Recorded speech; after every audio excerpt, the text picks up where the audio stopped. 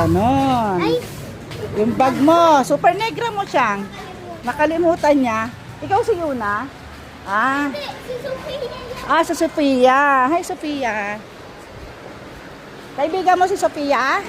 Opo. Siyang, kanina tayo magbabayad ng ano mo, ticket? Sophia, saan kayo magbabayad ng ticket? Saan? Siyang? Yung ticket na binigay mo kay mami mo.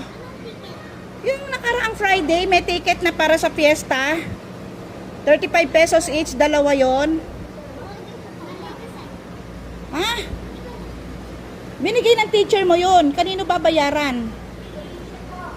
Ah, kay teacher? Opo, 70. Asan ang teacher mo? Ah, nasa faculty daw. Ah, sige. Halika na! Sa faculty.